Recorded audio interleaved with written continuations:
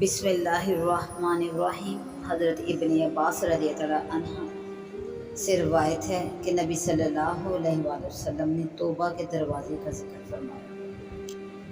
حضرت عمر رضی اللہ عنہ پوچھنے لگے، اے اللہ کے نبی، یہ توبہ کا دروازہ کیا چیز ہے؟ ارشاد فرمایا، توبہ کا دروازہ مغرب میں ہے، جس کے کواڑ سونے کے ہیں، جس پر موتی اور یاقوت جڑے ہوئے ہیں۔ دونوں کواڑوں کے درمیان اتنا فاصلہ ہے جتنا ایک تیز رفتار سوار 40 سال میں طے کر سکتا ہے۔ اور یہ دروازہ جب سے مخلوق پیدا ہوئی ہے کھلا ہے، اور جس دن سورج مغرب کی طرف سے نکلے گا اس دن توبہ کا دروازہ بند ہو جائے گا۔ جو بندہ توبۃ النصوح کرتا ہے وہ اسی دروازے سے داخل ہوتا ہے۔ حضرت معاذ بن جبل رضی اللہ عنہ نے عرض کیا، یا رسول اللہ صلی اللہ علیہ وآلہ وسلم، میرے ماں باپ آپ پر قربان ہوں۔ اے اللہ کے نبی، یہ توبۃ النصوح کیا ہے؟ تو اللہ کے نبی صلی اللہ علیہ وآلہ وسلم نے ارشاد فرمایا، وہ یہ ہے کہ گناہ گار اپنے کیے ہوئے گناہ پر نادم ہو کر اللہ تعالیٰ کی بارگاہ میں معذرت کرے اور پھر کبھی اس کا اعادہ نہ کرے۔ پھر جب سورج اور چاند اس دروازہ میں غروب ہوں گے، اس کے بعد اس دروازے کے کواڑ آپس میں مل جائیں گے اور اس طرح ملیں گے کہ کسی شگاف وغیرہ کا نام و نشان نہ ہو۔ اس وقت کسی بندے کی توبہ قبول نہ ہوگی اور نہ ہی کوئی ایسی نیکی نفع دے گی جو آج سے پہلے اس نے بہارت اسلام نہیں کی تھی۔ ہاں، جو شخص پہلے سے نیکوکار تھے، اللہ ان کی نیکیاں جاری رکھیں گے۔ اسی مضمون کے متعلق قرآن پاک میں میرے اللہ کا ارشاد مبارک ہے، یوم یاتی بعض آیات ربک لا ینفع نفسا ایمانها لم تکن آمنت من قبل او کسبت فی ایمانها خیرا۔ جس دن آئے گی ایک نشانی تیرے رب کی، کام نہ آئے گا کسی کے اس کا ایمان لانا جو کہ پہلے سے ایمان نہ لایا تھا یا اپنے ایمان میں کچھ نیکی نہ کی تھی۔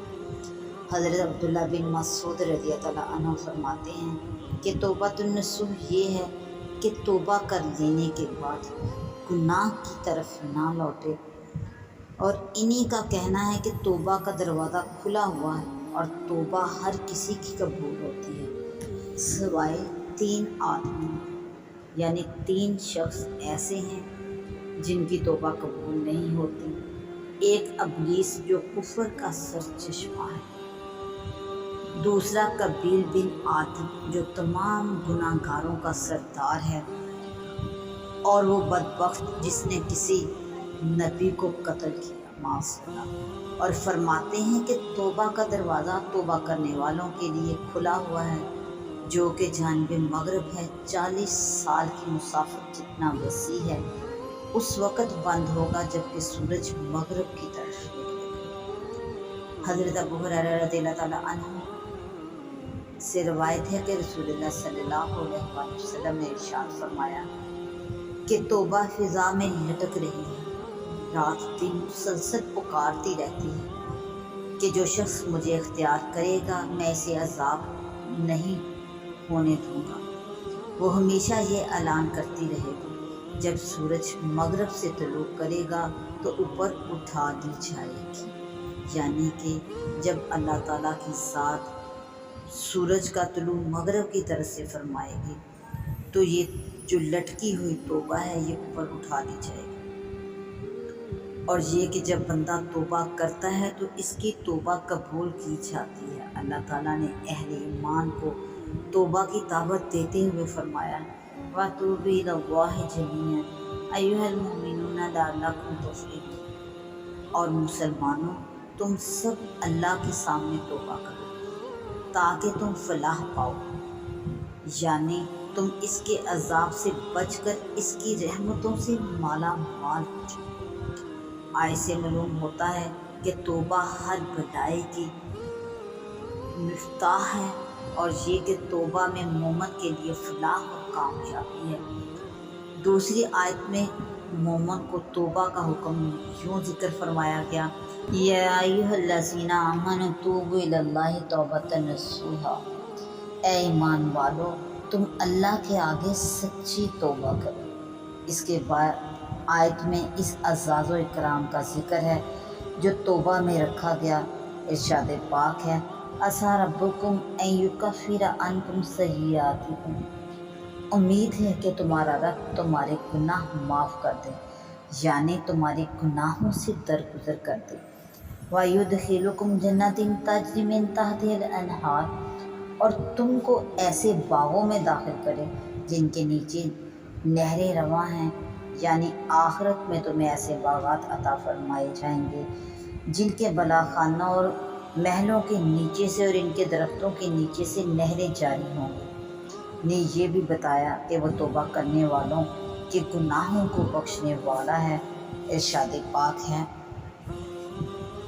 वल्लज़ीना इज़ा फ़अलू फ़ाहिशतन औ ज़लमू अनफुसहुम ज़करुल्लाह, और ऐसे लोग कि जब कोई ऐसा काम कर गुजरते हैं जिसमें ज़्यादती हो या अपनी ज़ात का नुकसान कर बैठते हैं तो अल्लाह ताला को खूब याद कर लेते हैं, यानी अल्लाह ताला की नाफरमानी के वक़्त अल्लाह ताला से डरते हैं। फ़स्तग़फ़िरू लिज़ुनूबिहिम व मन यग़फ़िरु ज़ुनूबा इल्लल्लाह, और फिर अपने गुनाहों की माफ़ी चाहते हैं, और अल्लाह ताला के सिवा और कौन है जो गुनाहों को बख्शता हो। वलम युसिरु अला मा फ़अलू, और वो लोग अपने फ़ेल पर इसरार नहीं करते, यानी अपनी मासियत पर दवाम अख्तियार नहीं करते। जो जुर्म होता है इस पर सच्चे दिल से तौबा करते हैं और आगे ना करने का अहद करते हैं। वहुम यालमून, और वो जानते भी हैं, यानी इस फ़ेल की मासियत होने का यकीन रखते हैं। हज़ूर सल्लल्लाहु अलैहि वसल्लम का इरशाद मुबारक है, आपने इरशाद फरमाया कि मैं दिन में 100 बार तौबा इस्तग़फ़ार करता हूँ। एक और रिवायत में है कि ए लोगों, अल्लाह के सामने तौबा करो, मैं अल्लाह का नबी होने के बावजूद दिन में 100 बार तौबा करता हूँ। तो बस जब अल्लाह के नबी सल्लल्लाहु अलैहि वसल्लम तौबा इस्तग़फ़ार करते हैं, जबकि आप अल्लाह ताला के बरगज़ीदा अंबिया में से हैं, महबूब नबी हैं, तो ऐसे लोग जिनके मुतल्लिक़ कुछ पता नहीं कि इनकी गुनाहों की बख्शिश हुई या नहीं, इनको लाज़म है कि वो हर वक्त अल्लाह ताला के सामने तौबा करें और अपनी ज़बान को हम वक्त इस्तग़फ़ार में मशगूल रखें। रब्बे कायनात का इरशाद मुबारक है, बल युरीदुल इंसानु लियफ़जुरा अमामहु, बल्कि बास आदमी यूँ चाहता है कि अपनी आइंदा ज़िंदगी में भी फिस्को फजूर करता है। हज़रत इब्ने अब्बास रज़ियल्लाहु अन्हु इस आयत के बारे में यूँ फरमाते हैं कि आदमी ये चाहता है कि गुनाह किए जाए और तौबा में सुस्ती करता रहे और ये कहकर टालता रहे कि तौबा कर लूँगा, हत्ता कि इसे इसी गुनाह वाली हालत में मौत आ जाती है और वो यूँ ही मर जाता है।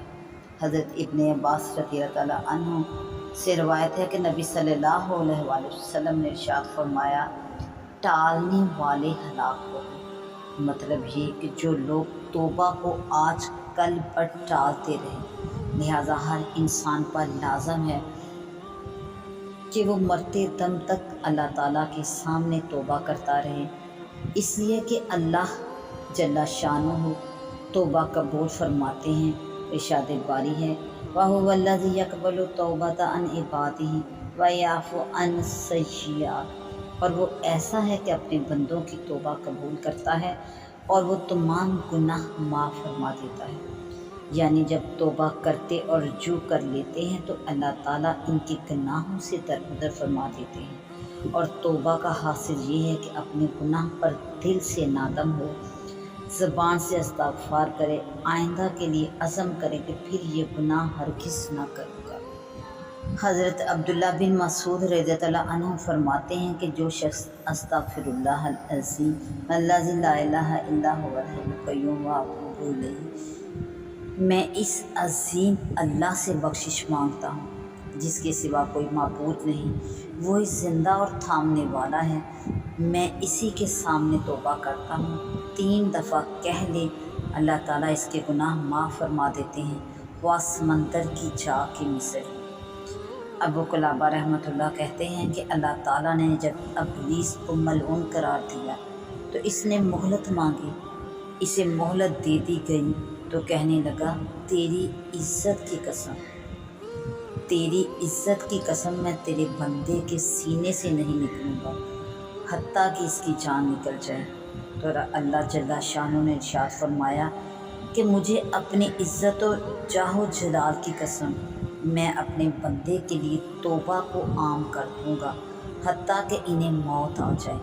اللہ تعالیٰ کی اپنے بندوں پر رحمت تو دیکھو کہ گناہ کے بعد بھی انہیں مومنین کے لقب سے ذکر فرمایا۔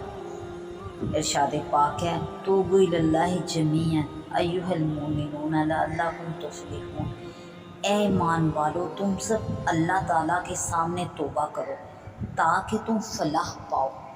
اور توبہ کر لینے کے بعد انہیں اپنا محبوب قرار دیا کہ پہلے مومنین کے سے پکارا کہہ کے اور بعد میں توبہ کرنے کے بعد اپنا محبوب ارشاد فرمایا، ان اللہ یحب التوابین و یحب المتطہرین، یقیناً اللہ تعالیٰ محبت رکھتے ہیں توبہ کرنے والوں سے اور محبت رکھتے ہیں پاک صاف رہنے والوں سے۔ نبی صلی اللہ علیہ وآلہ وسلم کا ارشاد پاک ہے، گناہ سے توبہ کرنے والا یوں ہو جاتا ہے جیسے اس کا گناہ ہی نہ تھا۔ حضرت علی رضی اللہ تعالیٰ عنہ سے ایک شخص نے سوال کیا کہ مجھ سے گناہ ہو گیا ہے، تو حضرت علی نے ارشاد فرمایا کہ توبہ کر لو پھر گناہ نہ کرنا۔ سائل نے کہا، میں توبہ کرنے کے بعد پھر گناہ کر چکا ہوں۔ تو حضرت علی نے پھر ارشاد فرمایا کہ توبہ کرو، آئندہ گناہ نہ کرنا۔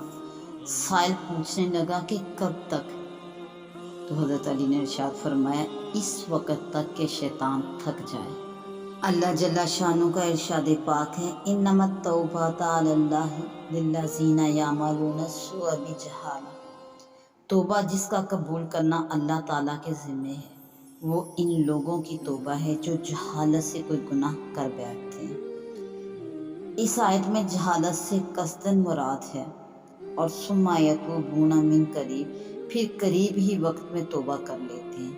میں ہر موقع اور وقت موت سے پہلے قریب ہی کہلاتا ہے۔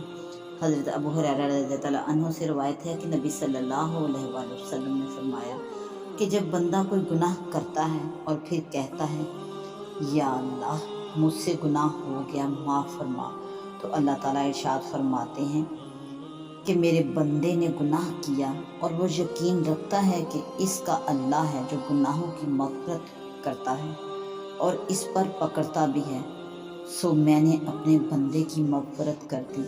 اور یہ تمام سلسلہ اپنے محبوب پیغمبر صلی اللہ علیہ وآلہ وسلم کے اعزاز میں قائم فرمایا ہے، ورنہ پہلی امتوں میں یوں بھی رہا کہ گناہ کرنے پر حلال کو حرام کر دیا گیا، یا کسی نے گناہ کیا تو اس کے دروازے پر یا اس کے جسم پر لکھا ہوتا کہ فلاں بن فلاں نے یہ گناہ کیا ہے اور اس کی توبہ کی یہ صورت ہے، سو اس امت پر کس قدر آسانی فرما دی گئی۔ اللہ تعالیٰ کا ارشاد پاک ہے، وَمَن يَعْمَلْ سُوءًا أَوْ يَظْلِمْ نَفْسَهُ ثُمَّ يَسْتَغْفِرِ اللَّهَ يَجِدِ اللَّهَ غَفُورًا رَحِيمًا، جو شخص کوئی برائی کرے یا اپنی جان کا ضرر کرے پھر اللہ تعالیٰ سے معافی چاہے تو اللہ تعالیٰ کو بڑی مغفرت والا اور بڑی رحمت والا پائے گا۔ بس ہر مسلمان پر واجب ہے کہ ہمیشہ صبح و شام اللہ جل شانہ کی بارگاہ میں توبہ کرتا رہے۔ جو شخص صبح کرتا ہے یا شام کرتا ہے اور توبہ نہیں کرتا وہ ظالم لوگوں میں سے ہے۔ بندے کو مناسب ہے کہ ہر وقت توبہ کرے اور 5 وقت نمازوں کی پوری محنت سے حفاظت اور پابندی کرے۔ اللہ تعالیٰ نے 5 نمازوں کو بندوں کے گناہوں کو دور کرنے والی بتایا ہے، بشرطے کہ گناہ کبیرہ نہ ہو۔ حضرت ابن مسعود رضی اللہ عنہ سے روایت ہے کہ ایک شخص بارگاہ نبوت میں حاضر ہو کر عرض کرنے لگا، میں نے باغ میں ایک عورت کو پایا تو اس سے غلط حرکت کی، سب کچھ کیا، البتہ गुनाह में हद से नहीं बढ़ा तो आप सल्लल्लाहु अलैहि वसल्लम चंद लम्हात के लिए सुकूत फरमाया।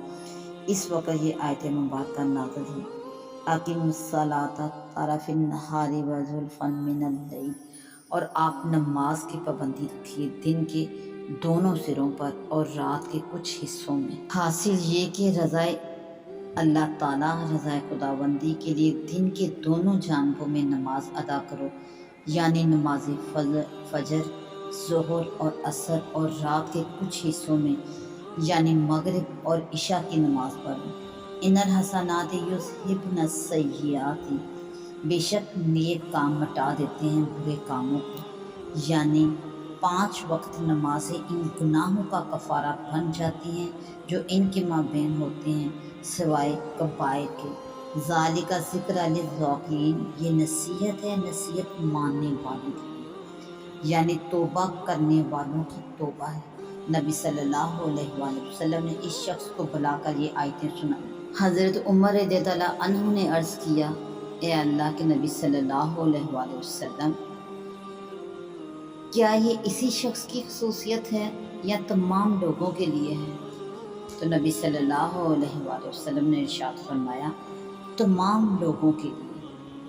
नबी सल्लल्लाहु अलैहि वसल्लम का इरशाद मुबारक है कि हर बंदा पर 2 फरिश्ते मुकर्रर हैं, दाएं जानब वाला बाएं वाले पर निगरान है। जब बंदा कोई बुराई करता है तो बाएं जानब वाला फरिश्ता पूछता है, क्या मैं इसे लिख लूँ? दूसरा कहता है, अभी 5 बुराइयों तक ठहरो। जब 5 हो जाती हैं तो फिर पूछता है कि लिख लूँ? जवाब मिलता है, ठहरो, शायद कोई नेकी कर ले। तो जब वो नेकी करता है तो दाएं जानब वाला कहता है कि हमें बताया गया कि एक नेकी 10 के बराबर होती है, इसलिए हम इसको 5 के मुकाबले में 5 बुराइयां मिटा देते हैं और बाकी 5 नेकियां लिख देते हैं। इस पर शैतान चीखता है और कहता है कि इब्ने आदम पर गलबा पाना मेरे बस की बात नहीं। हज़रत अबू हुरैरा रज़ियल्लाहु ताला अन्हु फरमाते हैं कि एक रात मैं नबी सल्लल्लाहु अलैहि वसल्लम के साथ इशा की नमाज पढ़ कर निकला। जब अपने रास्ते पर हुआ, क्या देखता हूँ कि एक औरत निकाब ओढ़े रास्ते पर खड़ी है और मुझे पूछ रही है कि मुझसे बड़ा गुनाह हो गया है, क्या मेरी तौबा कबूल हो सकती है? मैंने पूछा, तेरा गुनाह क्या है? कहने लगी, ज़ना की हरकत सरजद हो गई और इससे पैदा होने वाले बच्चे को भी कत्ल कर दिया। मैंने कहा, तो खुद भी हलाक हो गई और एक जान और भी हलाक की। अल्लाह की कसम, तेरी तौबा कबूल नहीं।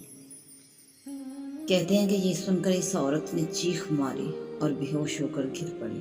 मैं आगे चला आया और अपने जी से यूं कह रहा था कि नबी सल्लल्लाहु अलैहि वसल्लम के मौजूद होते तुझे फतवा देने का क्या हक था? सुबह हुई तो मैं जल्दी से नबी सल्लल्लाहु अलैहि वसल्लम की खिदमत आलिया में हाज़िर हुआ और वाक़या अर्ज़ किया कि या रसूलल्लाह सल्लल्लाहु अलैहि वसल्लम, गुज़श्ता रात एक औरत ने मुझसे फ़लाँ मसला पूछा और मैंने इसका यूं जवाब दिया।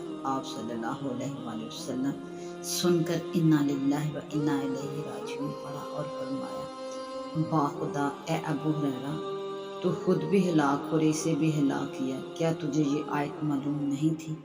वल्लज़ीना ला यदऊना मअल्लाहि इलाहन आखर वला यक़्तुलूना नफ्स अल्लती हर्रमल्लाहु इल्ला बिल-हक़्क़ि वला यज़्नुना वमन यफ़अल ज़ालिका यल्क़ा असामा यज़ाअफ़ लहु अज़ाब यौमिल क़ियामति व यख़्लुद फ़ीहि मुहानन इल्ला मन ताबा व आमना व आमिला अमलन सालिहन फ़उलाइका युबद्दिलुल्लाहु सय्यिआतिहिम हसनात व काना अल्लाहु गफ़ूरन रहीम। और जो लोग अल्लाह ताला के साथ किसी दूसरे मबूद की पूजा नहीं करते और नहीं कत्ल करते इसे जिसे अल्लाह ने मना फरमा दिया, मगर जिसका कत्ल हक पर हो, और ज़ना नहीं करते, और जो कोई ये काम करे वो जा पड़ा गुनाह में, इसे क़यामत के दिन दुगना अज़ाब होगा और ख्वार होकर इसमें पड़ा रहेगा। मगर जिसने तौबा की और यकीन और कुछ नेक काम किया तो अल्लाह ताला ऐसे लोगों की बुराइयों की जगह भलाइयाँ बदल देगा और अल्लाह बख्शने वाला मेहरबान।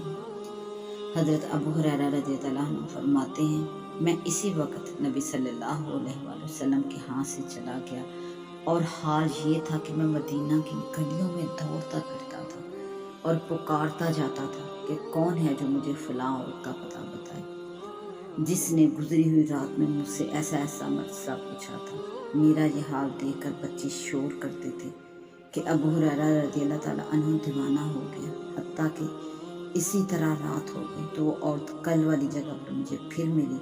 میں نے اسے نبی صلی اللہ علیہ وآلہ وسلم کا ارشاد مبارک سنایا، اس کی توبہ قابل قبول ہے۔ یہ سن کر وہ عورت چیخ مار کر خوشی میں رونے لگی اور کہا کہ میرے پاس فلاں باغ ہے جسے میں گناہ کے کفارہ میں مساکین کے لیے صدقہ کرتی ہوں۔ بعض اہل علم فرماتے ہیں کہ بندہ جب توبہ کرتا ہے تو اس کے گزرے ہوئے گناہ بھی نیکیاں بن جاتے ہیں۔ حضرت عبداللہ بن مسعود رضی اللہ عنہ سے روایت ہے کہ انسان قیامت کے دن جب اپنے نامہ اعمال پر نظر مارے گا تو اول حصے میں اپنے گناہ اور آخر حصہ میں نیکیاں دیکھے گا، اور دوبارہ دیکھنے لگے گا تو اول سے آخر تک نیکیاں ہی نیکیاں دکھائی دیں گی۔ یہی مضمون حضرت ابو ذر غفاری رضی اللہ عنہ نے بھی نبی صلی اللہ علیہ وآلہ وسلم سے نقل کیا، اور یبدل اللہ سیئاتہم حسنات کا یہی مطلب ہے۔ بعض علماء کا کہنا ہے کہ اس آیت کے یہ معنی ہیں کہ برے اعمال سے منہ موڑ کر نیک اعمال کی طرف رخ کر لیتا ہے، اور اللہ تعالیٰ کی توفیق سے برائیوں کی بجائے نیکیاں کرنے لگ جاتا ہے۔ میرے بھائی، یہ بات جان رکھو کہ کفر سے بڑھ کر کوئی گناہ نہیں۔ اللہ پاک کا ارشاد ہے، قُلْ لِلَّذِينَ كَفَرُوا أَن يَنْتَهُوا يَغْفِرْ لَهُم مَّا قَدْ سَلَفَ۔ آپ ان کافروں سے کہہ دیجئے کہ اگر یہ لوگ باز آ جائیں تو ان کے سارے گناہ جو پہلے ہو چکے ہیں سب معاف کر دیے جائیں گے۔ تو جو گناہ کفر سے کم درجہ کے ہیں ان کا کیا کہنا؟ حضرت حسن بصری رحمۃ اللہ حضور صلی اللہ علیہ وآلہ وسلم کا یہ ارشاد مبارک نقل کرتے ہیں کہ اگر کوئی شخص اپنی خطاؤں سے زمین و آسمان کا درمیانی حصہ بھر دے اور توبہ کرے تو اللہ تعالیٰ اس کی توبہ قبول فرما لے۔ ام المومنین حضرت عائشہ صدیقہ رضی اللہ تعالیٰ عنہا روایت کرتے ہیں کہ رسول اللہ صلی اللہ علیہ وآلہ وسلم نے ارشاد فرمایا، اعمال نامے 3 قسم کے ہیں، ایک وہ جن کو اللہ تعالیٰ معاف فرما دیں گے، دوسرا جن کی اللہ تعالیٰ مغفرت نہیں فرمائیں گے، تیسرا وہ جن سے اللہ تعالیٰ کچھ بھی نہ چھوڑیں گے۔ پہلا وہ ہے جس میں بندے نے خود اپنی ذات پر گناہوں کی وجہ سے ظلم کیا اور معاملہ اس کے اور اللہ کے درمیان ہے، دوسرا وہ ہے جس میں بندے نے شرک کیا۔ اللہ تعالیٰ کا ارشاد ہے، اِنَّهُ مَن یُشْرِک بِاللَّهِ فَقَدْ حَرَّمَ اللَّهُ عَلَیْهِ الْجَنَّةَ وَمَأْوَاهُ النَّارُ۔ بے شک جو شخص اللہ کے ساتھ شریک قرار دے گا اس پر اللہ تعالیٰ جنت کا داخلہ حرام کر دے گا اور اس کا ٹھکانہ دوزخ ہے۔ اور تیسرے وہ جس میں بندوں کے باہمی ایک دوسرے پر ظلم ہو گئے۔ حضرت ابو ہریرہ رضی اللہ تعالیٰ عنہ حضور صلی اللہ علیہ وآلہ وسلم سے ارشاد مبارک بیان کرتے ہیں کہ قیامت میں تمام حقوق والوں کو ان کے حقوق دلائے جائیں گے، حتیٰ کہ سینگ والی بکری نے اگر سینگ بکری کو مارا تھا تو بے سینگ بکری کو سینگ والی بکری سے بدلہ دلایا جائے گا۔ اس لیے بندے کو چاہیے کہ وہ اپنے جھگڑے والوں کو راضی کرنے کی کوشش کرے، کیونکہ بندے کا معاملہ اگر اللہ کے ساتھ ہے تو وہ رحیم ہے، معافی مانگنے پر بخش دیتا ہے۔ البتہ اگر معاملہ بندے کا بندے کے ساتھ ہوگا تو وہ لازمی طور پر اپنے حق کا مطالبہ کرے گا، جس میں توبہ استغفار کچھ فائدہ نہیں دے گی جب تک کہ صاحب حق راضی نہ ہو۔ اگر اسے راضی نہ کر سکا تو قیامت کے دن وہ اس کی نیکیوں سے اپنا حق وصول کرے گا، جیسا حدیث شریف میں آیا ہے۔ حضرت ابو ہریرہ رضی اللہ تعالیٰ عنہ سے روایت ہے کہ نبی صلی اللہ علیہ وآلہ وسلم نے ارشاد فرمایا، جانتے ہو میری امت کے مفلس کون ہیں؟ صحابہ رضی اللہ تعالیٰ عنہ نے عرض کیا، ہم تو اس کو مفلس کہتے ہیں جس کے پاس درہم اور دینار اور سامان وغیرہ کچھ نہ ہو۔ تو نبی صلی اللہ علیہ وآلہ وسلم نے ارشاد فرمایا، میری امت کا مفلس وہ ہے جو قیامت کو نماز روزہ لے کر حاضر ہوگا، مگر کسی کو گالی دی ہوگی کسی پر تہمت لگائی ہوگی، کسی کا مال کھایا ہوگا، کسی کا خون گرایا ہوگا، کسی کو مارا پیٹا ہوگا، تو بس اس شخص کی نیکیوں میں سے ان تمام لوگوں کو بدلے کے طور پر نیکیاں دی جائیں گی۔ پہلے جو نیکیاں تھیں وہ ختم ہوگی، پھر حقوق والوں کی خطائیں اس کے ذمہ ڈال دی جائیں گی، یعنی جب اس کے نامہ اعمال میں سے نیکیاں دوسروں کو دیتے دیتے نیکیاں ختم ہو جائیں گی اور ابھی اس کے ذمے دوسروں کے کچھ حقوق ہوں گے، تو پھر خطاؤں والوں کی خطائیں اس کے ذمے میں ڈال دی جائیں گی، حتیٰ کہ اسے دوزخ میں ڈال دیا جائے گا۔ اللہ تعالیٰ ہمیں توبہ کی توفیق اور اس پر ثابت قدمی نصیب فرمائیں، کیونکہ توبہ پر ثابت قدم رہنا خود توبہ کرنے سے کہیں مشکل ہے۔ حضرت ابو ذر غفاری رضی اللہ تعالیٰ عنہ سے روایت ہے کہ میں نے عرض کیا، یا رسول اللہ صلی اللہ علیہ وآلہ وسلم، کہ حضرت موسیٰ علیہ السلام کے صحیفوں میں کیا تھا؟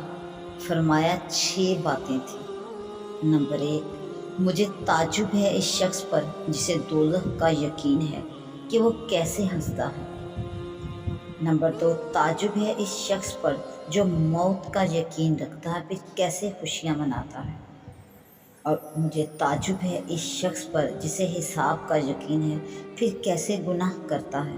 اور تعجب ہے اس شخص پر جو تقدیر پر یقین رکھتا ہے پھر کیوں مارا مر پھرتا ہے۔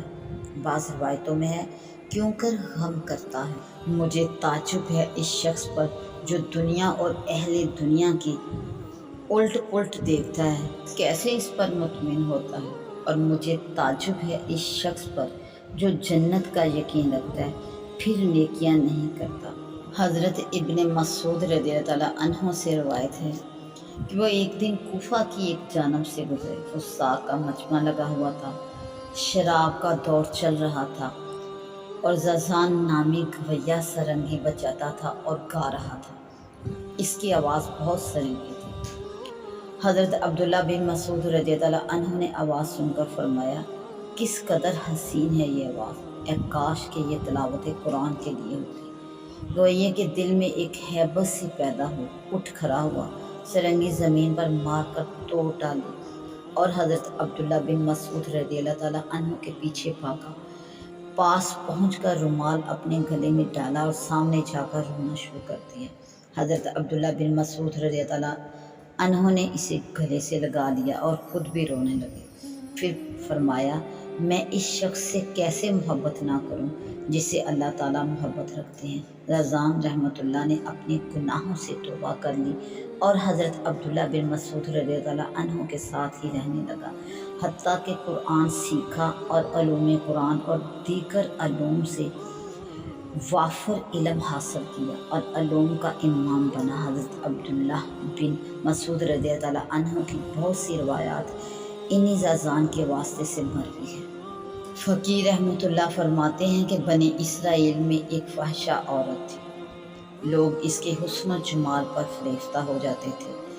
اس کا دروازہ ہر وقت کھلا رہتا اور جو بھی ادھر سے گزرتا اسے دروازے کے سامنے گھر میں چارپائی پر بیٹھے دیکھتا، اور جو شخص اسے ایک نظر دیکھ لیتا بس اس پر لٹو ہو جاتا، اور اگر اس کے پاس پہنچنے کا ارادہ کرتا تو اسے 10 دینار کے قریب پیش کرنے ہوتے، تب وہ اپنے پاس آنے کی اجازت دیتی۔ ایک دن ایک عابد کا ادھر سے گزر ہوا، عورت گھر میں اپنے تخت پر بیٹھی تھی، اس کی نگاہ جو اس پر پڑی تو فریفتہ ہو گیا، دل قابو میں نہ رہا، ہزار جتن کیے، اللہ تعالیٰ سے دعائیں مانگی، مگر اس کے دل سے عورت کی محبت زائل نہ ہوئی اور وہ اس وجہ سے بہت ہی مشقتیں جھیلتا رہا۔ بالآخر اپنا مال و اسباب بیچ کر جتنے دینار ضروری تھے جمع کیے اور اس کے دروازے پر پہنچ گیا۔ عورت نے دینار اپنے وکیل کے حوالے کرنے کو کہا اور عابد کو ایک مقررہ وقت کا وعدہ دیا۔ عابد مقررہ وقت پر اس کے پاس آیا۔ عورت زیب و زینت کیے ہوئے اپنے پلنگ پر بیٹھی تھی، عابد بھی اس کے ساتھ پلنگ پر جا بیٹھا اور بے تکلفی سے اس کی طرف ہاتھ بڑھایا ہی تھا کہ اللہ تعالیٰ کی رحمت نے اس کی حفاظت فرمائی۔ سابقہ عبادتوں کی برکتوں کا ظہور ہوا۔ فوراً دل میں یہ خیال آیا کہ عرش والا مجھے اس حالت میں دیکھ رہا ہے، میرے اس حرام عمل سے سب کی ہوئی باتیں ضائع ہو جائیں گی۔ بس دل پر ایک ایسا روب چھایا جس سے بدن پر جسم پر لرزہ طاری ہو گیا، رنگ بدل گیا۔ عورت یہ سب کچھ دیکھ رہی تھی، کہنے لگی کیا ہوا عابد بولا مجھے اپنے رب سے مجھے اپنے اللہ سے شرم آتی ہے اور ڈر لگتا ہے، بس جانے کی اجازت دیجیے۔ عورت کہنے لگی بڑی افسوسناک بات ہے، کتنے لوگ ہیں جو اس فرصت کی تمنا رکھتے ہیں جو تجھے اس وقت میسر ہے، تو کس وسوسے میں الجھ گیا ہے۔ عابد کہنے لگا مجھے تو اللہ تعالیٰ کا خوف ہے، میں نے جو مال دیا وہ تجھے حلال ہے، بس مجھے جانے دو۔ عورت بولی یوں لگتا ہے کہ تو نے پہلے کبھی یہ عمل نہیں کیا۔ عابد نے کہا نہیں۔ عورت نے پوچھا تو کہاں سے آیا اور کیا نام ہے؟ عابد نے اسے اپنی بستی کا پتہ بتایا اور اپنا نام بھی بتایا۔ عورت نے اسے باہر جانے کی اجازت دی تھی۔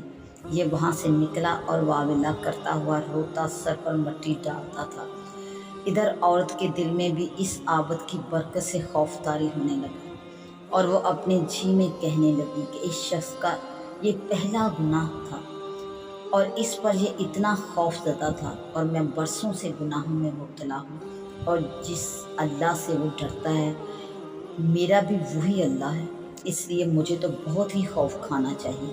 اس کے بعد توبہ کر لی، گھر کا دروازہ بند کر لیا، پھٹے پرانے کپڑے پہن لیے اور عبادت میں مشغول ہو گئی۔ ایک دن اس کے دل میں آیا کیوں نہ اس عابد کے پاس چلی جاؤں، ہو سکتا ہے وہ میرے ساتھ نکاح ہی کر لے اور میں اس کے ساتھ رہ کر کچھ دن دین کی باتیں سیکھ لوں اور وہ شخص عبادت میں بھی میرا معاون ہوگا۔ یہ خیال آتے ہی اس نے سامان باندھ کر تیاری کر لی، حسب ضرورت خدام ساتھ لے کر اس بستی میں پہنچی اور اس عابد کا پتہ پوچھا۔ عابد کو بتایا گیا کہ ایک عورت آئی ہے اور آپ سے ملنا چاہتی ہے۔ وہ باہر نکلے، عورت نے اسے دیکھا تو چہرہ کھول دیا کہ وہ بھی اسے پہچان لے۔ عابد دیکھ کر پہچان گیا اور تمام ماجرا اس کی نگاہوں میں پھر گیا۔ ایک چیخ ماری اور روح پرواز کر گئی۔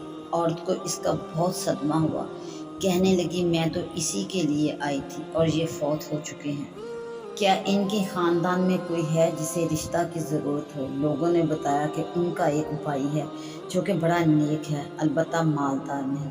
وہ کہنے لگی کہ مال کی ضرورت نہیں، میرے پاس کافی مال ہے۔ چنانچہ اس کے ساتھ نکاح ہو گیا، جس سے 7 بچے پیدا ہوئے جو بنی اسرائیل کے نبی بنے۔ سبحان اللہ، وہ خالق کائنات کس قدر غفور الرحیم ہے، کس قدر غفور الرحیم ہے۔ اگر توبہ قبول کرنے پہ آئے تو فرش سے اٹھا کر عرش تقدیر میں لکھ دے۔ اللہ تعالیٰ ہم سب کو اپنے گناہوں پر توبہ کرنے کی توفیق عطا فرمائے، ہمارے گناہ معاف فرمائے، اور اللہ اپنا اور اپنے پیارے حبیب حضرت محمد مصطفیٰ صلی اللہ علیہ وآلہ وسلم کا راستہ ہمیں نصیب فرمائے، اپنی رضا والا راستہ۔ آمین۔